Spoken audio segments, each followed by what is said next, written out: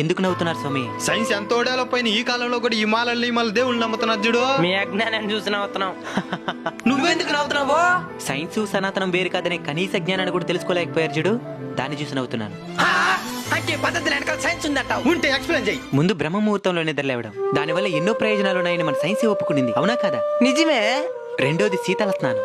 ఒకే ఉష్ణోగ్రత ఉండే చన్నీళ్ళలో 2 పూట్ల తలస్నానం చేయడం వల్ల ఇమ్యూనిటీ పవర్ పెరుగుతుంది. ఇక విభూది ధారణ. విభూది ఆక్సైడ్ కాబట్టి చలి నుంచి దూరం చేస్తుంది. ఏకభుక్త నియమం వల్ల సంవత్సరం పొడవునా మన శరీరంలో పెరిగిపోయిన చెడు కొలెస్ట్రాల్ కరిగిపోతుంది. చెప్పులు లేకుండా నడవడం వల్ల రక్త ప్రసరణ సరిగ్గా జరుగుతుంది. బ్రహ్మచర్యం పాటించడం వల్ల నిగ్రహ శక్తి పెరుగుతుంది. సరేలే.